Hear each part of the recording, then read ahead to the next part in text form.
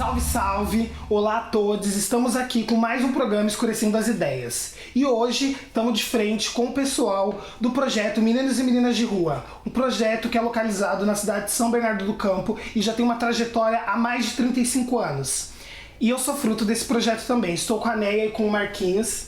Só para complementar, estamos em um espaço diferente hoje, com essa lousa branca, com a bandeira da Uniafro, com esse tecido africano. Tô com a minha camiseta com uma estampa bem colorida, e tô de pulseira, e tô com meu black. Sou preta, e tamo aqui escurecendo as ideias. Tá, eu sou Neia Bueno, eu sou lá do projeto Meninos e Meninas de Rua. Eu sou uma mulher cis, sou negra, tenho cabelos encaracolados. Hoje eu tô usando uma camisa preta, que alguns dizem que é cinza, uma saia verde, e é isso. O projeto é uma organização social que trabalha com criança e adolescente em situação de rua. Tem 38 anos de caminhada e a gente está lá no município de São Bernardo do Campo, numa região central, numa região que é extremamente valorizada, né? Uma região onde circula o comércio, onde tudo acontece, e também onde se concentra a população para ganhar dinheiro. E foi a partir daí que o projeto nasceu. Eu sou Marquinhos, também dos Meninos e Meninas de Rua. Eu tô usando uma camisa, a melhor camisa que eu tenho, escolhi ela, a camiseta para vir para essa entrevista aqui, para trocar as ideias pretas com pretas e pretos e pretes. Eu tô com a camiseta Marsala, tipo vinho, de botão e com todos os botãozinhos até em cima, tipo quase formal. Tô com a minha calça jeans e eu sou muito desligado aqui, desliguei o celular há pouco tempo, tô num ambiente aqui super entre irmãos e irmãs. E estamos acompanhados aqui pela querida Bia também, que está com a gente aqui na retaguarda. A pergunta que eu faço para vocês é: como que foi para esse bebê do projeto nascer, né? O projeto nascer, qual foi a construção e o motivo, Marquinhos, para construir um projeto para meninos e meninas de rua e também, né, que acolhe também adolescentes, porque quando eu chego lá eu chego adolescente. E qual é a importância, né, de ele estar até hoje, há 35 anos lá? Uhum. Qual foi a ideia iniciante, né, dessa construção? A ideia dos meninos e meninas de rua, mais recente, está ligado com a democracia, né? Então, as crianças de rua é uma questão histórica no Brasil, né? Ela está ligada, ela vem desde a chegada dos portugueses, né? O processo de catequização, então, com as crianças indígenas, e logo em seguida com as crianças vindo da África. E a gente tem a presença das crianças da rua desde essa época. Então a questão da criança de rua é uma questão que começa no Brasil colônia, passa pelo Brasil Império e chega no Brasil República. Então os meninos de rua nascem num contexto, nos anos 80, tinha muita a questão da urbanização, o povo chegando na cidade, a presença em todas as grandes cidades era muito grande de crianças indo na rua para ajudar no orçamento das famílias. A maioria vem para a rua e depois volta para casa, só lembrando que na época do processo da escravidão era a mesma coisa, ou porque a mãe estava liberta, então eles vinham trabalhar, vender coisa na rua para ajudar no orçamento de casa, ou às vezes eles eram escravizados, né, por um daqueles senhores da época, e uma das tarefas deles era trabalhar, inclusive na rua, para ganhar dinheiro e voltar. Então esse é um tema antiguíssimo, que pouca gente fala isso. Sim. A maioria das entidades fala isso. Aí eu quero só falar mais um dado antes de chegar nisso. Aí lá, já chegando já em 1888, né, comecinho dos anos 90, a chegada dos europeus mais em massa para cá, né, para trabalhar. As reivindicações sindicais sempre trataram as crianças, os adolescentes no trabalho infantil. Olha que coisas interessantes, sabe? Eles reconhecem o trabalho infantil, as crianças que trabalhavam nas fábricas. Perdia, né? Enrolava cabelo, morria, perdia membros, tudo isso. E as crianças de rua, os negrinhos, não eram considerados. Se você entrar na reivindicação, eles não eram considerados. Só começa a aparecer o trabalho das crianças negras como trabalho infantil só a partir de 1988. Então olha para você ver o peso nas costas das famílias negras, né? Em muitos casos chefiada por mulheres, que as crianças têm que irem para a rua, os adolescentes, para ajudar no orçamento da família ou por fugir por algum motivo, né? Então o projeto nasce primeiro com essa memória. Então a nossa história, a gente traz essa ancestralidade para os dias de hoje. Então em 88, muita criança na rua, crise econômica, e em 64 também a Escola Superior de Guerra faz um estudo que eles, no estudo que eles fazem lá, coloca, o tema na época era menor, coloca o menor vai ser um problema de segurança pública. Então os altos estudos do Exército Brasileiro, das Forças Armadas, colocava a criança, quem que era a criança adolescente naquela época? Os mesmos de hoje, pessoal pobre, né, filhos de trabalhadores e trabalhadoras que vão para a rua para se virar, tentar de alguma forma ajudar no orçamento. E aí a Escola Superior de Guerra faz um estudo que coloca como criminoso perigoso, né, e encaixa isso na segurança nacional. O projeto nasce disso. Então o projeto vem com todos esses valores, com toda essa história, querendo ser um local, não para dizer o que os meninos não tinham, que as meninas não tinham, mas pelo contrário, para dizer o que eles podiam. Entendeu? O que você não sabe fazer? A pergunta nossa era o contrário, o que você sabe fazer? Qual que é a sua história? O que você deseja? Era a partir daí que o projeto então inicia. Ele começa assim, ele é um interlocutor de organizar os meninos para os meninos e as meninas dialogar com a sociedade. Correto. E isso a gente tenta fazer até hoje. Eu acho que, só para complementar, esse período que o projeto nasce é um período que o Marquinhos colocou no começo de redemocratização do país. Então o projeto desde o começo está associado às outras lutas. Então não é uma luta individual, a nossa luta é só, nossa pauta é só criança e adolescente. Não, a gente sempre esteve interligado com as outras lutas, né, com as outras pautas.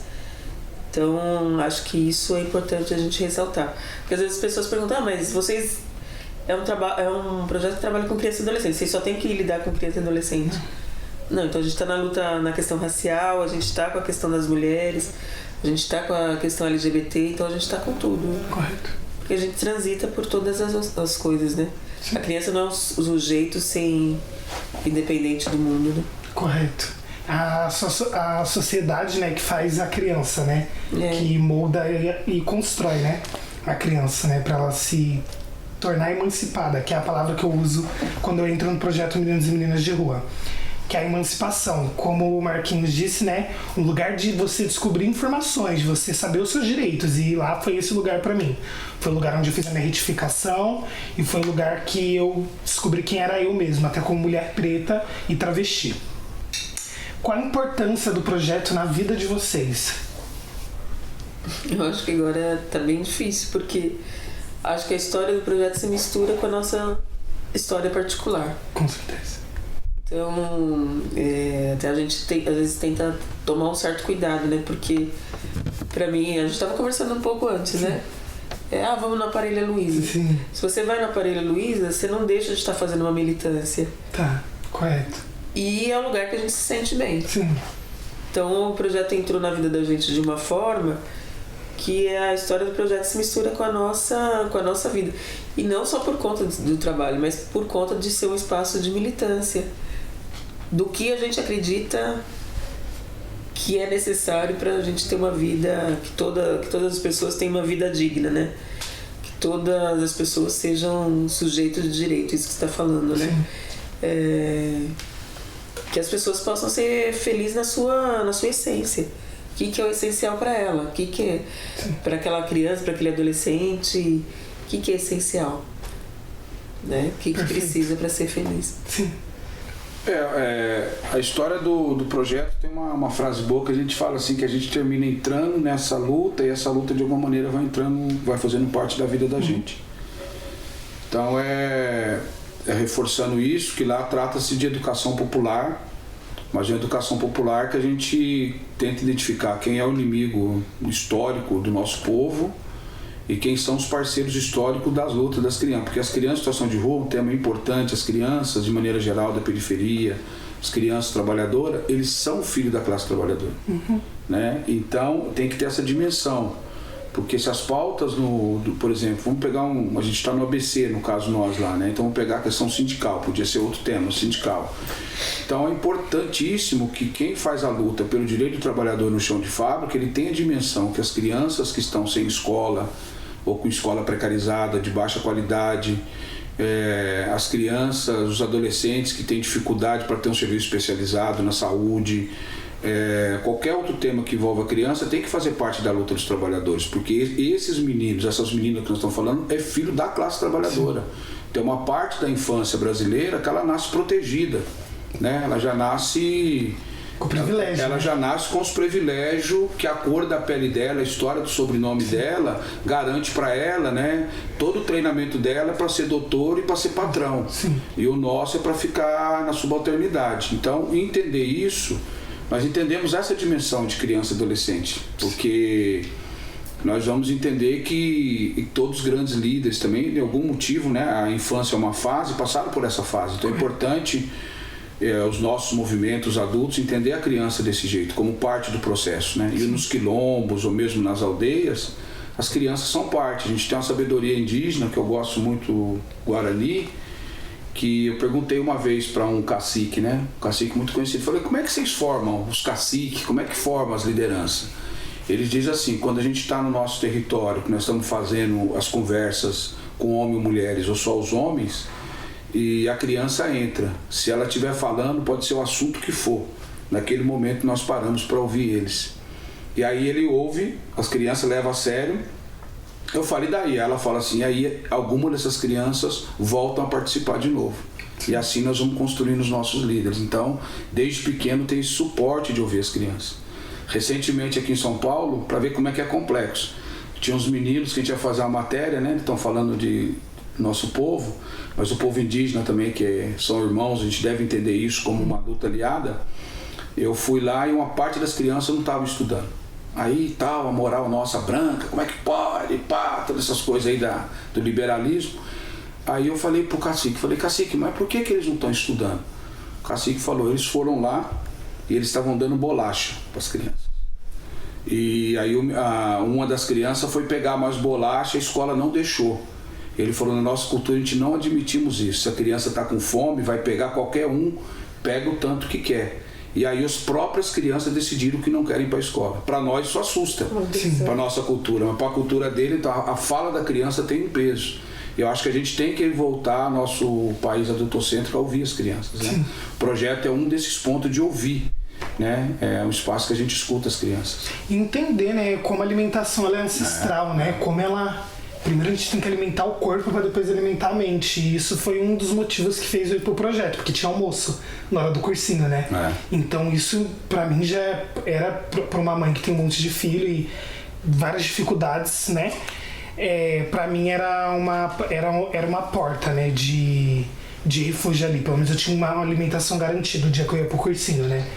E foi o que fez eu chegar na universidade, né, hoje. Eu queria também saber mais sobre aquela arte que tem da porta de ferro e o menino. Depois acho que a gente pode até colocar a imagem da porta da arte que tem lá no projeto Meninos e Meninas de Rua, que eu acho de suma importância.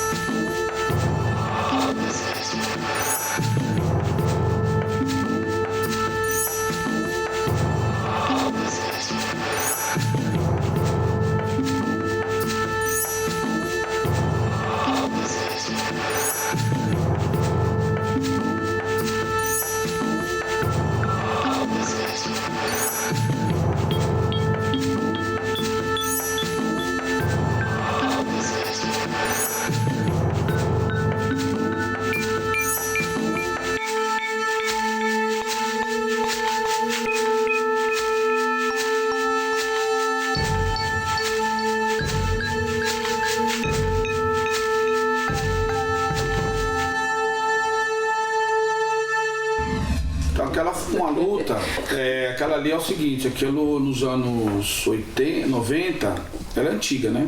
Ali é uma celinha, São Bernardo é uma das poucas cidades que tinha uma FEBEM. A FEBEM é estadual, então em São Bernardo tinha uma FUBEM, né? Que era a Fundação do Bem-Estar do Menor, né? E a outra é a Fundação Estadual do Bem-Estar do Menor. E eles tinham lá uma celinha, e o lugar onde os meninos ficavam presos, meninos e meninas. E aí nós fizemos uma luta, fizemos muita denúncia a nível internacional, denunciando aquele local de violência e direitos humanos. E a gente conseguimos, a partir da pressão, que derrubasse essas celinhas. Que nós falamos, em vez de ter espaço para você prender, nós tínhamos que ter espaço de liberdade, espaço de construção coletiva. E quando derrubou, nós tivemos a graça de ter acesso a uma das celas. Ali tinha várias celas, 9 celas. Nós pegamos aquela é de número 6. E ali os meninos ficavam. Então, se a gente vê aquela cela, qual a impressão que você dá quando a gente assiste algum filme que fala de penitenciária, de sistema fechado pesado? Aquilo é tipicamente uma sala de isolamento, né? Que você vê que é uma sala que só tem um lugarzinho, que é por ali que entrava a marmitex e por ali que a pessoa viu o mundo. Por isso que a ideia, nós chamamos o Ricardo Amadazzi, que é um argentino lá da região do ABC, que é um artista plástico, e ele é um cara que veio da resistência na Argentina. Ele é um militante de direitos humanos. Aí nós fizemos o diálogo com ele, contando a história da porta, e ele nos presenteou com aquela imagem. Então aquela porta é original, e ele nos presenteou com aquela imagem da criança colocando a mão ali, né, porque eles vão, e na ponta ali é uma pomba, então ele soltando ali como esse grito de liberdade, né? E isso foi parte da luta dos meninos e meninas de rua. A luta dos meninos e meninas de rua está muito ligado com a democracia, que eu falei, porque a gente fez vários enfrentamentos, né? Então hoje, muito importante a luta do movimento negro contra o genocídio. Então você vê como é que o ciclo nosso de luta é um ciclo, né? Acumula força e faz luta. Nos anos 80, a nossa luta era contra o extermínio.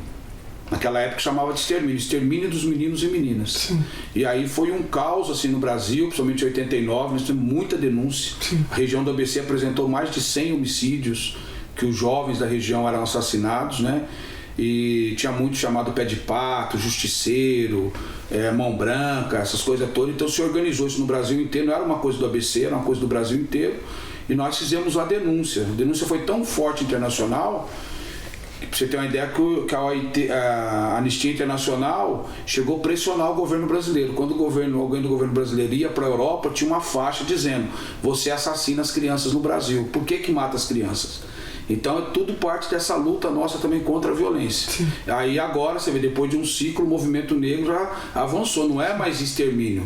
Porque extermínio dá a impressão que é uma coisa isolada, né? Se é o extermínio, você fala, tem um grupo de justiceiro que mata, que nem eu falei no começo. Quando você fala que é genocídio, já não é um grupo de extermínio. Sim. É uma ação do Estado, ação de agentes do Estado, direcionado para um determinado público, né? Então a gente fez essa luta lá, a celinha tá ligado, a gente chama de celinha, né? Aquela porta tá ligada a essa luta nossa contra a violência, né? E eu termino. Aí o primeiro menino também, o programa de proteção aqui do Estado de São Paulo, que protege testemunhas, programa importante, ele nasceu da nossa luta lá no ABC. Os meninos estavam na atividade, eles saíram à noite, 3 jovens, eu vou falar deles, porque eu estava falando com a Né agora, né, falou assim, eles que estão pedindo. Porque eu estava falando de violência, a mãe de um dos meninos me ligou, mandou uma mensagem. Olha que doido, cara. Aí eu falei para a Né, falou, os meninos pedindo para falar. E é um dos que eu quero ver se a gente coloca lá no documentário, de sensibilizar o negócio que nós estamos fazendo. Aí os meninos estavam andando na Jurubatuba, ali na rua do projeto, perto ali, quem conhece onde é a Calunga. Sim. Apareceu o tático móvel, o tático comando, quer dizer, a força policial, a viatura mais importante daquela noite, pegaram os meninos e levaram eles para um local de desova de São Bernardo e balearam, deram vários tiros neles. Um dos garotos sobreviveu. Esse menino é o número 1 que inaugurou o programa de proteção no Estado de São Paulo, porque nós pressionamos para que o programa começasse a funcionar. E ele né, foi o primeiro cara que inaugurou um programa que protege pessoas no Estado de São Paulo inteiro. Então, acho que só para concluir, acho que a questão da porta para a gente é importante, porque é simbólico, né? Mas traz o debate da questão do encarceramento. E hoje você pega de volta, né, o debate sobre a redução da maioridade penal. Sim. E E aí as pessoas têm no imaginário que os meninos não são punidos. Que os meninos, quando vão para a Fundação Casa, que lá na Fundação Casa é maravilhoso. Quer dizer, quem pensa isso é o senso comum. Mas daí você vê aquela porta acabou, em São Bernardo acabou, mas quem conhece as unidades da Fundação Casa são verdadeiras cadeias ainda. Então é uma luta que não terminou. É uma luta que a gente, quem é militante de direitos humanos, em especial de criança e adolescente, a luta contra a redução da maioridade penal, a luta contra o encarceramento de pessoas, ainda está muito latente pra gente, entendeu? Então, a porta é simbólica, ela tá lá naquela porta lá, foi um período que pra gente foi uma vitória de ter terminado com a celinha, daí os meninos saíram de lá, daí começaram a ir pra Diadema, quem é de Diadema sabe que tem lá o 3º distrito, que tá lá, terceiro, e os meninos vão pra lá, e que ainda continuam, hoje eu não tenho certeza se estão no 3º ainda, no 3º distrito, mas é uma cadeia. Sim. É uma cadeia, os meninos vão pra dentro de uma cadeia. Em pleno 2022. É igual as Então, escolas isso, públicas, né? Elas são pensadas numa cadeia. Tipo, eu tô fazendo estágio numa escola e é isso que eu fico olhando o tempo todo. Pra que tanta grade? Pra que tanta porta de ferro? Pra criança, sabe? Tipo, parece que você já cria que essa classe social vai viver só nesse sistema e ela tem que aprender a viver nesse sistema encarcerado, né? Em todos os sentidos. Em todos os sentidos. Tanto você encarcera quando comete algum delito, mas você encarcera também quando tá dentro de uma escola. Isso. Porque a escola acaba sendo uma... eu lembro que no Kennedy, numa escola que é muito próxima lá da gente, que tinha uma sala cheia de computadores e a diretora não deixava usar. Isso mesmo. Porque ela falava que os meninos iam estragar os computadores. Então ela deixava trancada a sala, daí só abria quando ia ter visita de supervisores. Daí ela abria, senão não... Eu lembro que, tipo, essa sala, eu saí da escola em 2016, mas, tipo, abriu só quando virou integral. Tipo, abriu e os computadores tava tudo queimado porque ninguém usava. Não usou. Não tinha uso, então não danificou todos eles. Mas era isso mesmo, e lá, tipo, realmente a escola parece um presídio. É muita grade, é muita porta de ferro, aí tem um sistema eletrônico pra destravar essa porta de ferro e uma coisa atrás da outra. E são essas violências, né, que os corpos pretos, né, sofrem nas instituições, né. E qual foi as maiores dificuldades nesses 35 anos do projeto? Eu acho que pra mim, as maiores dificuldades realmente é com o poder público, né. Sim. Acho que é de incorporar, né, a gente teve, eu acho que nos 35 anos do projeto, acho que teve avanços, né, acho que a luta do projeto é uma luta constante. Eu penso assim, quando eu cheguei no projeto, de ver os meninos quando eu cheguei e hoje, teve muita melhora, até mesmo em relação à questão, a gente fala hoje do genocídio da juventude negra, e que é uma coisa que é constante ainda, mas a gente veio de uma época que era muito pior, que a gente tinha grupo de extermínio. Sim. E que os grupos não estavam tão organizados. Hoje a gente tem a rede contra o genocídio. A gente tem agora um avanço que foi essa coisa dos policiais terem que ter a câmera no uniforme. Mas mesmo assim eles tiram a farda e continuam cometendo crime quando eles estão lá naquele serviço que eles fazem extra, né? Mas a gente deu uma avançada. Mas, agora, nos últimos anos, com o governo, desde o golpe, eu acho que a gente está num momento muito complicado. Sim. Para quem é defensor de direitos humanos. Então a gente está enfrentando um desmonte total. Acho que tanto no projeto quanto na retirada de direitos mesmo. A gente está aí com uma PEC da morte, né, que é 20 anos de congelamento em gasto público. Sim. Então a gente já foi 4 anos, né? 4 anos 4 anos do congelamento, e que a gente não vai ter aumento em orçamento público. O que significa? Não tem aumento para assistência social, não tem aumento para educação, não tem aumento para saúde. E aí a gente sabe, se não tem orçamento público, não vai melhorar nada, vai piorar. O exemplo lá do saque lá no Rio de Janeiro, domingo, que foi domingo, eu penso que a tendência é aumentar. Porque o custo de vida está enorme. As pessoas vão com R$80 no supermercado, volta sem nada. Sim. R$50 você compra 1 quilo de tomate. Então, doideira, um Bizarro. negócio desse é bizarro. E aí, se tem o saque, daí vai o jornalista e fala: ó, um ato de terrorismo, um ato de vandalismo. A pessoa passar fome não é um ato de vandalismo. Sim. Então, são coisas que a gente precisa pensar. Então, acho que as dificuldades que a gente teve ao longo dos 35 anos, eu acho que é essa coisa da gente ser limitado, ter algumas limitações em relação ao contexto geral que está colocado para o país. Sim. E reforçar, né, a ajuda humanitária para o projeto, né? E ajuda também de recursos, porque se a prefeitura não faz, se os prefeitos não fazem, os vereadores da cidade de São Bernardo do Campo não fazem, o projeto faz. O projeto coloca comida na vida de muitas famílias, colocou na minha família também durante alguns anos. Eu queria contribuir com 2 palavrinhas com isso. Eu acho que a maior perda que nós tivemos, para a gente que veio dos anos 80, nós acreditávamos numa outra sociedade. Acho que essa é uma perda, e na sociedade que nós acreditávamos, a luta daquele momento, porque assim, era uma luta de uma sociedade que as famílias, né, que a classe trabalhadora com seus filhos fossem livres e tivessem todos os seus direitos garantidos. Então a gente sonhava e não acreditava que era possível fazer isso dentro da sociedade que nós estávamos. Então tinha um sonho de quebrar aquela sociedade e construir uma sociedade nova. Então eu vim dessa época, né? Então nos anos 80 tinha essa perspectiva.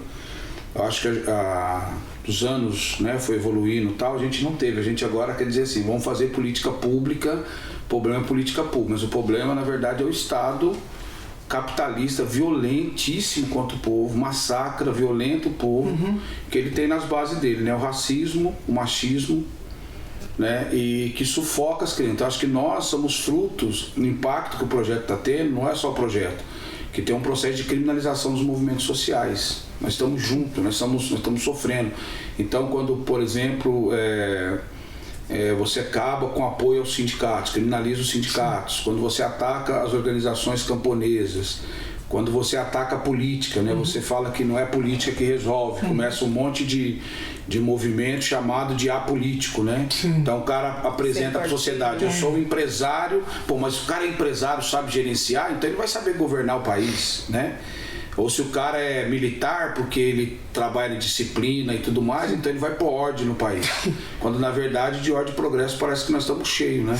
Então acho que esse é o maior impacto, que assim, que não é o projeto, mas o projeto está dentro desse problema maior. Então acho que nós temos de novo a juventude nova, por exemplo, pessoal mais novo, vocês devem estar impactados com o problema de aumento de coisa e tal.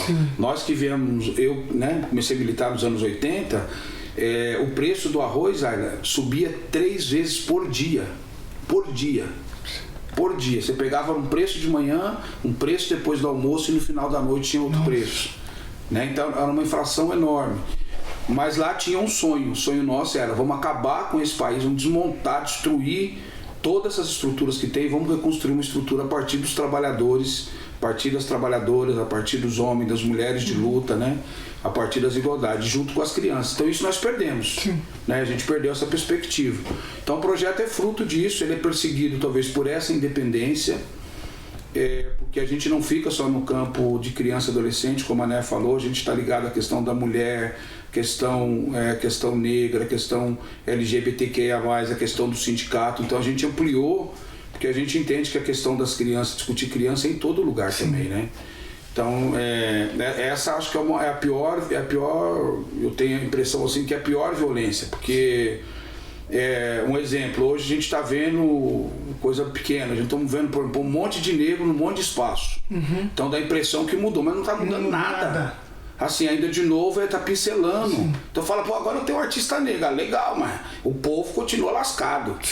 Uma molecada de rua todo preto e os meninos... A gente tem um caso que a gente está acompanhando de racismo, Wellington, que é assim, pesado. A menina toda vez ela fez uma denúncia para a Né chorando, tem áudio chorando, que ela vai catar latinha sendo humilhada. E ela tem pigmentação bem forte. Então esse tipo de coisa, você vê, aí eu concluo, não é só a lei que muda. A lei ela é importante, que ela é um instrumento para a gente lutar, mas o nosso desafio é mudar a cultura. A cultura tem que ser mudada. E para mudar a cultura a gente tem que combater essa elite. Essa elite não vai dar de graça para nós, não. né? Acho que o papel nosso é esse, né? De educação popular, de libertar a mente da gente. É pra gente saber que tem que lutar, mas ó, tem que transformar. Acho que a gente tem que tirar, falava Antônio Carlos Gomes da Costa, talvez nós vamos ter que tirar tijolo por tijolo, não aceitar aqueles tijolos que tava e fazer com tijolo novo. Tijolo preto, tijolo LGBT, tijolo das mulheres, dos quilombolas, do povo do campo, dos índios, da classe trabalhadora, da juventude rebelde, e reconstruir um outro país. Porque esse daqui parece que já foi pro vinagre e o impacto dele é que pega idosos, crianças e mulheres. E a comunidade LGBTQI, que é um dos grupos que sofre mais violência nesse país. Ou seja, é direcionado, não é para todo mundo, né? Sim. Só corpos incidentes, né? E sempre ligado à classe trabalhadora, né? Eu acho que é uma lógica eugenista, né? Eugenista. Então, fazendo propaganda do livro do Weber, mas eu acho que a gente tinha que ler, todas as pessoas tinham que ler o livro do Weber sobre eugenia. Sim. Que aí você consegue ter um olhar do que é essa sociedade, né? Esse governo é um governo eugenista. E aí pessoas como a gente não tem que viver. Tem que ser exterminadas. E é isso. Aí para enfrentar isso, como é que nós fizemos? Nós começamos a falar o seguinte, percebemos que não adiantava o projeto se organizar só no centro. Então nós falamos assim, nós temos que se organizar no bairro para lutar na cidade. Sim. Aí nós criamos 2 grupos. O primeiro grupo chamava Zumbi da Andara, que era um núcleo. Esse núcleo se dividiu. O núcleo foi lá para o bairro do Parque São Bernardo, que é um lugar muito violento, que tem muita comunidade nossa, chamava Dandara. E o outro grupo foi para um bairro chamado Montanhão, que chamava Cotirene, que se reunia em todos os espaços, reunia na casa das pessoas, e aí nós começamos a conversar que deveríamos ajudar a fortalecer a sociedade Amigos de Bairro. Então a sociedade lá, hoje onde tem um cursinho da Uniafro, toda aquela foi parte construída pela mão dos jovens naquela época, das famílias, que o grupo, a Cotirene, ajudou a mobilizar. E aí começou então a desenvolver um trabalho de educação popular no bairro, que visava o quê? Qual que era a questão ali? Era a reforma, né? Criamos várias pautas, mas vou lembrar alguma para vocês. Primeiro, que aquela fábrica do lado ali, que chama Sherry Williams, quando fosse contratar, pudesse ter uma parcela dos contratados ser do próprio bairro. Porque é um bairro que tem ali, quando contrata a gente, ela é boa para usar o lugar ali que paga pouco pela localização da fábrica. Mas na hora de contratar as pessoas, contratava a gente de fora. Então a gente fez uma reivindicação para contratar moradores do bairro. Depois que eles fizessem uma brigada, como aquela fábrica de química, pudesse fazer uma brigada contra incêndio que envolvesse a comunidade. Então a comunidade faria um trabalho preventivo ali. Bom, foi várias reivindicações, né? E depois era a ideia de construir uma horta comunitária. Olha como é que o processo é interessante. E lá em cima do morro. E depois de muito tempo, o ciclo, aqueles pequenos que tinham, a ANE acompanhou bastante os jovens, fizemos um grupo lá, que era um grupo GTPOS dentro da Igreja Católica, para a gente discutir prevenção e educação sexual dentro da Igreja Católica. E aí, meninas, você não sabe o que aconteceu. Que os meninos, para fazer, tinham que desenhar pênis com argila e tal, e deixava secando. Aí na outra hora ia as dondocas lá da igreja e ficava apavorado, né? Começou a falar um monte de besteira, mas o padre segurou o reggae e falou, não, vocês vão continuar discutindo. Bom que daquele grupo, a maioria delas não teve, como era naquela época muito comum, gravidez precoce, né? A maioria, os meninos também não foram pais precoces, alguns sim, mas a maioria não. Né? E daquele grupo de gente bem pequenininho, hoje a gente tem a honra que a Uniafro está acompanhando, boa das lideranças que estão liderando a resistência contra a derrubada de casa e estão à frente lá do curso da Uniafro, foram esses adolescentes que eram bem novinhas quando nós começamos a trabalhar lá com esse grupo que chamava Cotirene. Então desde lá que a gente já vem trazendo a tradição da luta negra, da educação popular, trazendo a importância de falar de lideranças negras, da história do povo negro, da história dos direitos humanos, da história da criança, fazer essa conexão de mulheres, né? E a gente, felizmente, né? E acho que é um poucos lugares que você tem um time de futebol que tem uma torcida organizada, que a presidente é mulher, que a vice-presidente é mulher e a secretária de ações sociais é mulher. E todas elas participaram desses grupos nossos lá. 10 anos, 12 anos, 13 anos. Sim. Então é um pouco dessa luta aí. Já que você falou desse núcleo, né, que teve no Montanhão, gostaria de trazer, né, o assunto, né, do prefeito, né, de São Bernardo do Campo, que está retirando as pessoas, né, das suas casas e não dando explicação nenhuma, né, só tirando elas das casas dela e botando essas famílias na rua. Qual é a ligação que o projeto tem com essa luta com o Montanhão? De resistir e de falar da importância, né, da importância dessas famílias, né, de o que vai ser dessas famílias depois dali. Não é só te retirar elas dali, né? Não é só você... Não é nem retirar, né? Você é obrigar elas a saírem, né? Porque teve intervenção da polícia, né? E é isso. É violento. Deixa eu responder, né? Depois você conclui. Tá. O Orlando Morando é um prefeito que ele tá na onda do Bolsonaro. Tá. Então ele vem. Então ele é um cara que está dentro do PSDB, mas ele é aquele partido, né, que o PSDB a gente já conhece, mas é os caras mais à direita dentro do PSDB. Sim. Esse é Orlando Morando. Quando ele assume a cidade, ele fala assim, que a cidade de São Bernardo agora voltou para o São Bernardense. Para o São Bernardense, para ele, é aquele povo que mora lá onde você mora ali, que é a tradição mais conservadora do povo italiano. Sim. Né? Então, quando ele fala isso, ele está dizendo que a cidade não é de quem mora na cidade, mas a cidade é dos donos, que ele acha que é dono, que são os italianos. Né? E junto com os italianos, o setor empresarial, que ali é forte, né? O setor industrial. São Bernardo é uma das cidades mais industrializadas do Brasil, que domina a política, né? Domina a economia e acha que com isso a cidade é deles. Então, o que eles estão fazendo, Zara? Eles estão pegando a questão da habitação. Você vê o lugar que teve maior resistência até agora que está tendo da habitação. É o bairro Montanhão, e quem está liderando lá à frente são mulheres. Queremos resposta!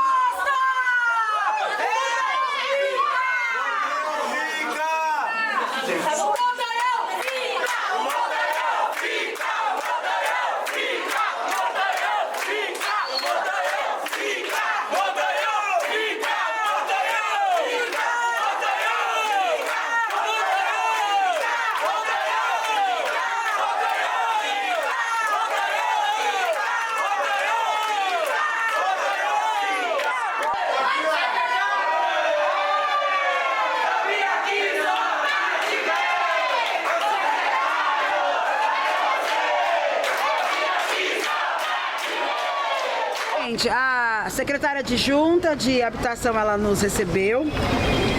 Em relação à notícia da saída no dia 5, ela disse que é um ato exclusivo da Defesa Civil, na verdade um ato exclusivo da Defesa Civil, que ela não tinha conhecimento, mas ela sabe que algumas áreas realmente seria necessária a remoção.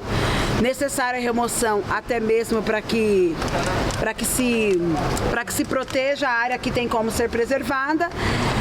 Ela também disse que as áreas indicadas para remoção são as áreas que estão com risco grau 3 e 4, que são os riscos mais graves, e que então seria necessária a remoção, mas não apresentou nenhum estudo que indica que aqueles locais, que as famílias que foram notificadas, que aquela região seja efetivamente o grau 3, mas apresenta uma expectativa de que, uma quase certeza de que essas áreas estejam realmente em grau de risco, e orientou que, se for identificado realmente esse risco, o ideal seria que saísse, porque seria uma questão para proteção. Esta foi a fala dela, tá? Mas o que foi encaminhado, na verdade, nós deixamos o documento que foi construído lá em nome pela comunidade. Aí as 3 pessoas da comissão, que são moradores lá, assinaram e deixaram os números de telefone.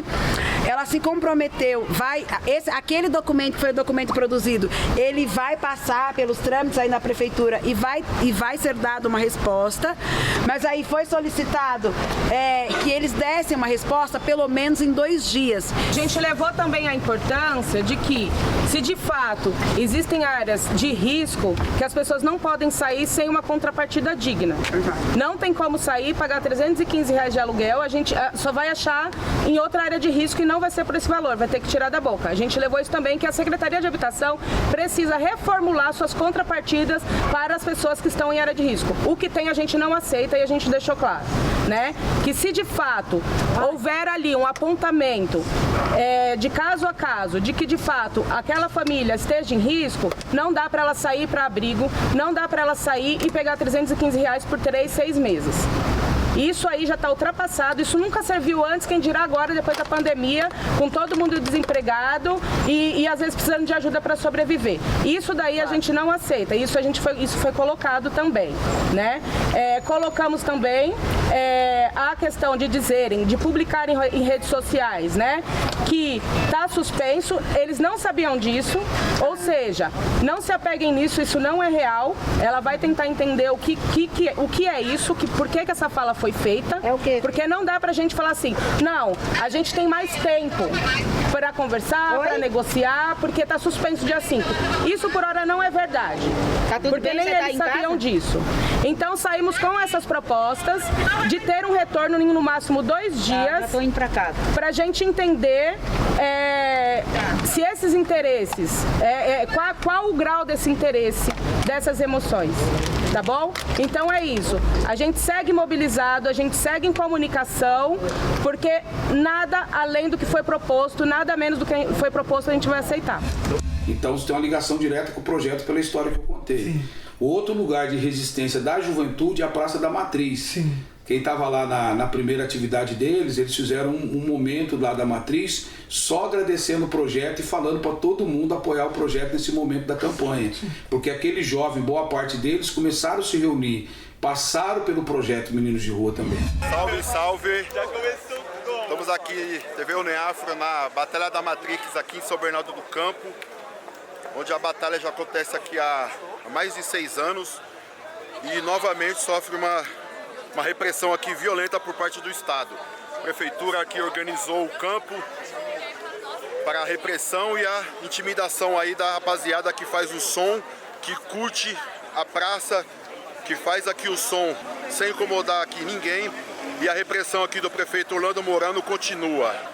As reivindicações são que toda a população tem direito de usar o espaço como um bem comum de todos, de todo cidadão, de toda pessoa que paga imposto. E a repressão continua. A repressão está aqui. TV Uneafro presente. A lei ela fala, ela é categórica ao dizer que tem decibéis que não podem ser ultrapassados. O problema é que os meninos não têm acesso a esse laudo que diz que os decibéis estão sendo ultrapassados. Não tem laudo, não precisa de laudo, não precisa de laudo. Mas quem mede o decibéis? Então, mas quem como mede assim? o decibéis? É a senhora? Então, mas da onde você tá tem ele aí? Ele aí? Então ela vai ligar o som e aí isso. se passar, para, é isso? Mas se tiver abaixo... Mas é que a lei está dizendo isso. A lei diz o quê? Que se ultrapassar, Então a senhora está perturba... descumprindo a lei, é isso? Não, a senhora, é porque pode som até certo decibéis, é isso? Pode som até certo decibéis? Se pode, não, é proibido a partir de certo decibéis, certo? Não, aqui, todos nós aqui, então está autorizado o som até certo decibéis, é isso? Então a senhora, então a lei diz o que, moça? Não, está autorizado, pode ligar abaixo, está na lei, não é isso? A senhora vai medir decibéis, não tem laudo, né? Sim, a gente não Qual que é o artigo? Ó, eu tô aqui na tabela, ó, eu sou advogado aqui, eu tô mostrando pra vocês o que a lei tá dizendo, tá? A lei tem uma tabela com os decibéis aqui, ó, pra todo mundo ver. A medição. Ó, tem uma tabela aqui. E quais são os números? Fala os números. Quais são os números? Ó, até 10 decibéis, 11, 40 decibéis, a gravíssima 41 decibéis. Cadê o laudo dizendo que está ultrapassando os decibéis? É só isso que a gente está pedindo. A lei está dizendo que tem decibéis. Se não tem medição, o prefeito está agindo de forma arbitrária. Não tem outra opinião aqui. De forma criminosa. Então a gente precisa ligar o som, eles trazem o medidor. Depois que eles medirem, a gente desliga o som. O que vocês acham? É justo, é democracia. Isso é racismo. E aí vai ter repressão. Isso é racismo aí puro.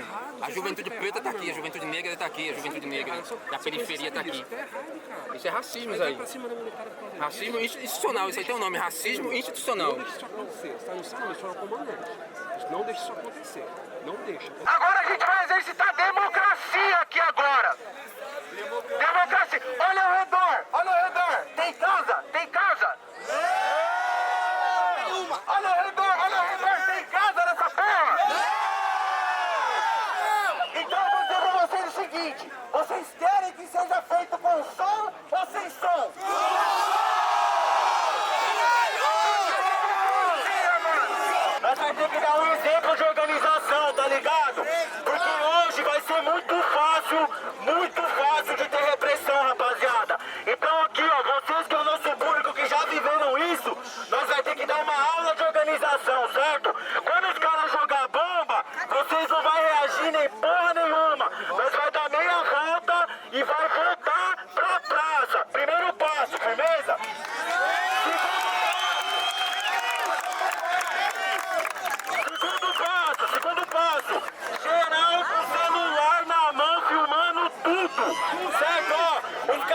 agente público e a gente tem o direito de filmar agente público na função. Então é todo mundo com celular.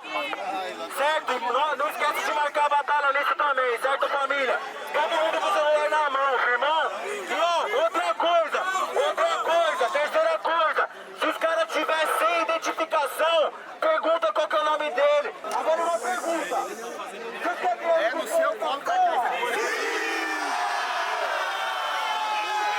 Nós é a cultura, é o funk, é o rap. Se precisar, eu vou em cima do palco igual da Leste. Vai segurando, caralho!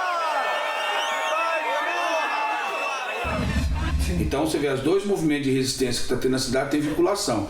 A questão da moradia lá, qual que é a questão central? Questão central é questão de classe e questão de raça. Sim. Porque eles estão reorganizando a cidade para passar melhores transportes, questões econômicas. A questão é, quando vai tirar uma casa popular, eles estão tendo um critério. Quando eles derrubam locais que eles têm que fazer ruas e tal, que é a área de indústria e a área de classe média, eles têm outro critério.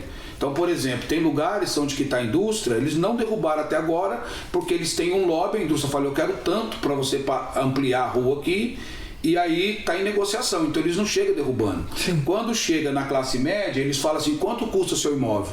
Seu imóvel custa 800 mil, então a prefeitura vai dar 800 mil. Aí quando vai para a periferia, eles pegam o contrário. As casas, tem casa ali que tem um valor bom, porque está bem localizada, né, pelo tempo dos bairros. Eles simplesmente falam que vai dar R$300 em alguns lugares para 3 meses com mais 3 meses. Em algum local 6 meses com direito a mais 6 meses, e dizendo que no futuro vai dar um apartamento. Só que são casas grandes, às vezes mora 3 famílias na mesma casa, porque a família cresce, o filho casa, às vezes aluga, tem um comercinho, ele dá um apartamento. Agora, desde quando esse prefeito chegou na cidade, ele não deu até hoje, ele não deu 300 moradias, não foi construída para entregar para o povo. Verdade. Então, você está vendo que por trás dele quando se trata da classe média e do setor empresarial, ele paga o preço de mercado. Quando chega na periferia, ele dá esse valor de R$300, quebra a casa das pessoas, exatamente como você falou, com GCM, às vezes com apoio da polícia, né, do governo do estado, e simplesmente coloca as pessoas nessa situação. Então são vários problemas, que não é só moradia, tem problema com a juventude. Então essa é a grande questão. Então a cidade tem vários problemas, né? Você tem agora a Toyota, mais uma indústria de peso, como foi com a Ford, está saindo da cidade de São Bernardo. Sim. Então isso mostra tanto a política do Bolsonaro, como a política do PSDB no estado de São Paulo, mas a política municipal do Orlando Morano, que não consegue garantir emprego, e o Brasil passa por esse processo de desindustrialização. Sim. Isso afeta, né? Sim, afeta todo mundo. Sim. Se afeta o serviço público, afeta o nosso povo preto. Só acho que complementar essa coisa da retirada das famílias. Acho que para gente muito sério que em São Bernardo não tem uma política de habitação. Então, se não pode ir lá pergunta o que vai ser construído, onde vai ser. Não tem nada planejado, né? Não tem uma possibilidade de uma previsão. Nada. E a gente vem de um histórico, quando a gente fala do Montanhão, há 12, 13 anos atrás, que teve o deslizamento, que as pessoas foram morar no alojamento, e aí as pessoas ficaram morando no alojamento, quando aconteceu isso, por quase 10 anos morando no alojamento. E você sabe o que é morar no alojamento? Naquele negócio de madeira, com rato passando, usando o mesmo banheiro. As pessoas ficaram nisso 10 anos. Daí mudou a gestão, daí veio uma gestão melhor, que construiu as moradias, que as pessoas foram para o prédio. E agora corre o risco de acontecer a mesma coisa com essas famílias. Sim. Então ele fala assim, vai para o alojamento. Você não tem, mas não tem alojamento construído também. Então ele fala, eu vou dar um bolsa aluguel, que é de R$315. Daí você pergunta, a pessoa aluga o que com R$315? Meu Deus. Daí vai para outro lugar de risco, porque não tem. Então a situação de São Bernardo em relação à questão da moradia é muito séria. Não tem previsão de construção de local. O valor do bolsa aluguel é esse valor que eu estou falando. É ridículo, de R$315. E o deslocamento todo, né? Porque as pessoas vão ficando assim. com as crianças em especial, né? Eu estudo numa escola, já estou toda organizada. Daí acontece isso, chega lá o aviso que eu vou ter que sair. Nossa, sim. Então, e aí as famílias saem desesperadas tentando achar. A gente acompanhou os 2 alojamentos que tiveram, os móveis das pessoas. De pegar os móveis das pessoas, colocar num caminhão e... Não etiqueta, né? Não etiqueta, vai assim, você pega uma geladeira, quanto tá valendo uma geladeira? 1.000 e poucos reais. Sim. E a geladeira vai e você fala assim, putz, tá indo para um galpão. Então é uma falta de respeito enorme com as famílias.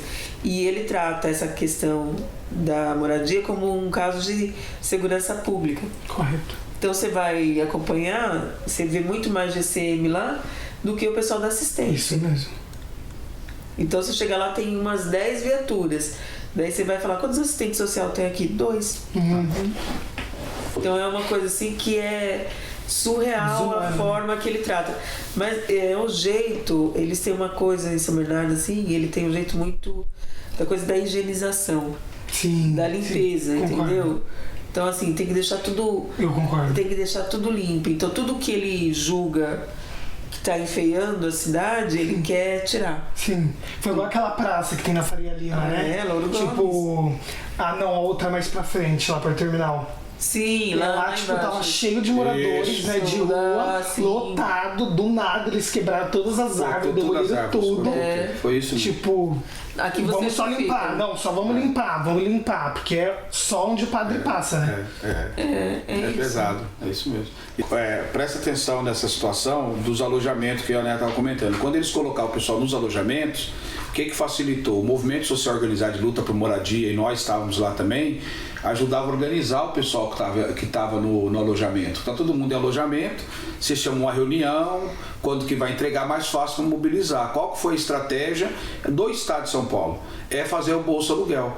Você faz o Bolsa Aluguel, eu mando um para lá, mando um para cá, mando um para acolá, você perde essa noção do que está acontecendo coletivamente e a luta vira a luta do prefeito, do poder público contra uma família. Então você não tem como reagir. Essa é parte de uma estratégia, é uma maldade, né? Sim. Que eles fazem com muito. E aí, retomando ao ponto nosso da pergunta sua, esse é a maior preocupação dele de ter o projeto Meninos de Rua no centro. Porque é ali que chega famílias que estão sendo desalojadas, é ali que chega jovens LGBTQIA+, é ali que chega morador de rua, é ali que os meninos falam assim, por que você não manda a carta da prisão para sua casa? Você tem o endereço. Eles falam, não, a gente manda aqui no projeto que aqui é a certeza que chega na minha mãe. Então é ali que saem pessoas da cadeia que vai visitar, é ali que chega gente que falou que foi violentado pela polícia. Então ali termina, ali é um grande centro popular comunitário de direitos humanos. E de denúncias. E para esse prefeito esse tipo de coisa não interessa. Sim. Esse para ele é o ponto onde vai. Para os movimentos sociais e para nós, ali já é considerado uma terra de quilombo há muito tempo. Ali é uma terra de pretos. Se você pegar em homenagem ao seu Antônio e todos os ancestrais, ali é um local que é o local que dá voz e luta e organiza a denúncia de direito desse povo preto da periferia do ABC. Então é um quilombo urbano, né? Ali é um local de resistência comunitária. Por isso o ódio dele, que monta várias estratégias para tentar tirar nós dali e criminalizar os meninos e meninas de rua. Sim. Inclusive, fizemos uma matéria na comunidade do Montanhão e peço que vocês nos acompanhem para assistir. Marquinhos e Neia, como está o projeto hoje, dia 22 de abril de 2022? Continua lá no projeto, continua com as ações. Com as atividades rolando, a gente não parou de tocar, só que a gente está com muita dificuldade, né? Então a gente acabou de sair de a gente tem uma liminar, tá com de um período muito difícil que vocês acompanharam, que foi a questão da ameaça de despejo, né? Sim. A gente teve um momento muito legal que foi a questão do apoio das organizações em relação à ocupação. Sim, ocupar, né? O projeto. Do projeto Fica. E aí a gente ficou 3 meses nessa ação. Hoje a gente tem uma liminar, então o despejo está suspenso, mas pra gente a gente sempre está com a faca no pescoço, né? Então é um momento muito tenso. E a gente está passando por uma dificuldade financeira e que a gente está com uma campanha junto com a Benfeitoria, que é uma vaquinha online, e que a gente está tentando tocar. Sim. Mas as atividades estão rolando e aí tá aberto para as pessoas irem lá. Sim. Então é uma chamada para ocupar. Para ocupar, ocupar e resistir. Sim. Nós fizemos então essa campanha, nós estamos com uma campanha que chama Doar, Fortalecer e Resistir. É uma campanha, a gente assim quer agradecer bastante a Uniafro. É uma campanha de parceria da Uniafro com o projeto Meninos e Meninas de Rua, que nós estamos usando a benfeitoria. Esse recurso que nós estamos pedindo colaboração dos parceiros, das parceiras, para a gente conseguir manter o projeto e para a gente pagar uma dívida que nos últimos anos já aumentou mais de 300% e torna inviável a gente continuar fazendo um atendimento. Sim. Com a qualidade que nós fazemos. Nós não vamos fazer qualquer atendimento para o nosso povo, então a gente prefere encerrar as atividades do que cair a qualidade de maneira drástica no atendimento, na história que nós temos com os meninos e meninas e com o povo de São Bernardo. Para vocês terem uma ideia como está ativo, nós estamos retomando esse ano, depois da pandemia, o cursinho, né, da parceria da Tia Jura, que é da Uniafro, com o projeto. Sim. Nós estamos agora com conseguimos um curso para o nosso povo pretinho conseguir fazer natação, então para criança, já tem crianças fazendo natação na academia de primeira lá. Nós estamos com aula de yoga também, porque o nosso povo tem que estar concentrado, se ligar no barato, como é que rola, para aguentar a onda, a mulherada. Ninguém é de ferro, aprender um samba rock para depois ir para os bailes e arrasar. Isso. Então nós temos essa atividade, aula de percussão, a gente vai fazer o Eureka, né? Tá coordenando com outras organizações. Julho tem o Eureka, a gente quer a cobertura da TV Uniafro lá com a gente. E agora amanhã, depois da manhã, dia 23, nós vamos estar com atividade no sábado de lazer com as crianças e nós vamos ter o prazer de ter a doutora aqui, o Sandy Oliveira, que é uma parceria do MNU com os meninos de rua também, com uma parceria histórica, e aqui o Sam vai falar um pouco com as crianças lá, contar a história. Então é isso, é o projeto, é isso que o cara tem ódio, é isso que ele odeia, ele morre de raiva de ver gente bonita que nem nós aqui ocupando espaço. Verdade. Né? Que o espaço nosso é qualquer espaço que a gente queira, e o que a gente não consegue agora a gente conquistar na luta. Sim. E isso ele morre de ódio, a gente falar esse tipo de coisa, conversar esse tipo de coisa com o nosso povo, né? Eu acho que só como é isso, né? A gente conversando um pouco desse olhar de São Bernardo, né? Você mesmo falou que o projeto é um quilombo e o ódio que está colocado, né? Toda essa coisa de repressão, de retirada do espaço, é um pouco disso, né? De tirar o povo preto do centro de São Bernardo, né? Sim. De tirar aquilo lá, não pode acontecer um sarau do fórum. Sim. Que lota de gente preta lá no meio do centro da localização, né? Onde tem as várias lojas. Mas é um sábado de lazer que desce a negrada toda para ir pro sábado de lazer. Verdade. Então é um espaço de resistência. Eu acho que o projeto Meninos e Meninas de Rua é um espaço de resistência e a derrota a vitória, né, deles de fechar o projeto para nós, enquanto defensores de direitos humanos, vai ser uma derrota para todos nós. Não é só para a gente que está lá no projeto, né? Mas para todo mundo. Acho que é isso. Se você que vai entrar no site da benfeitoria, se você doar R$120, você vai ganhar um pôster do artista plástico Melim, que fez toda a arte da campanha. E se você doar R$150, você sai com a camiseta que você vai acompanhar. Todo esse povo que está apoiando os meninos e meninas de rua nesse momento vai ter uma camiseta exclusiva que trata da campanha Doar, Fortalecer e Resistir. É isso, tamo em luta. E já usa a camiseta no bloco do Eureka, hein? Lógico. É isso. O projeto fica. Projeto fica. É um lugar muito especial pra minha vida. E o projeto fica.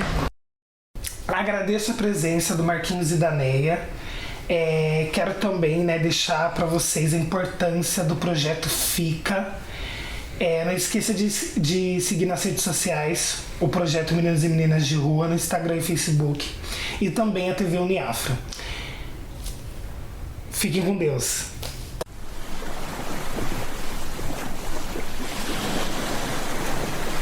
Oi, Cirandê.